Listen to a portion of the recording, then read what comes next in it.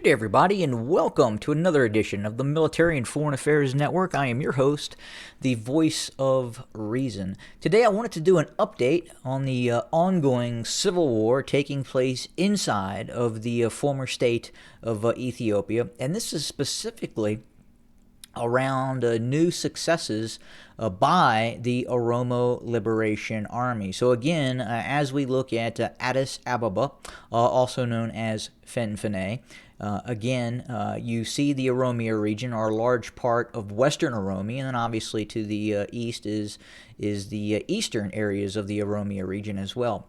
The areas in red indicate areas of control by the Abiy loyalist forces and are its Amharic allies. In the yellow are the forces of the Oromo Liberation Army, and obviously further to the north are the forces of the Tigrayan Defense Forces. So right now, as you can see per the map, the OLA controls a rather significant portion of Western Oromia. But not only that, we have seen some very, very recent activity, some very recent actions by the Oromo Liberation Army, in some cases just 30, 40 kilometers from the capital of Addis Ababa. We are seeing what appears to be more and more Oromo regional forces, meaning forces that were at one point loyal to the Oromia regional government and also what you would classify as Abiy loyalist forces.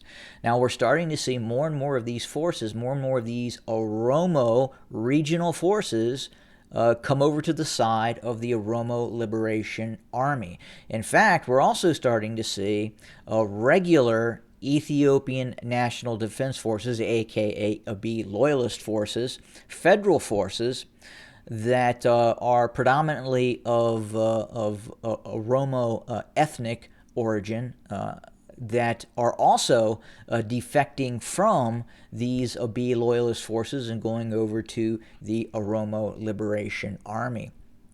And again, it would appear, as we have talked about before, the OLA continues to expand, control, and take territory, and obviously expand its armed forces. And again, some of the recent evidence that we have been provided by MFAN, we are seeing more and more of these regional forces from the Oromia regional, be it special police forces or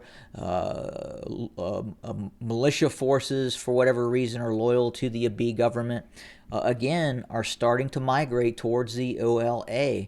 And we've continued to see some recent battlefield defeats on the part of the ENDF and the Abiy loyalist forces. We have seen multitudes of prisoners now being taken.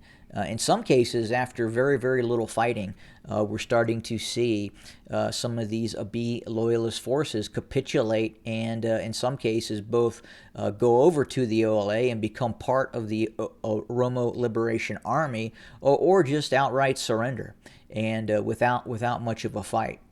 And again, that is in large part to the devastating series of defeats that the Abiy loyalist formation suffered in its absolute catastrophic attempt to invade and secure the Tigray region, and then the ongoing and ensuing TDF counter-invasion into Ethiopia proper in the Amhara region. But again, right now, as I talked about before, this has to be very, very concerning for Abiy Ahmed, the Prosperity Party, and the ENDF as we continue to see the OLA make advances and continue to cause ENDF forces to surrender, and again, in many cases, with not much of a fight. And that has to be concerning if you are a pro-Abiyist inside of Addis Ababa, as the OLA continues to start to encircle and strangle the capital of the former state of Ethiopia, Addis Ababa, again, also known as Fenfene. Have a good day, everybody.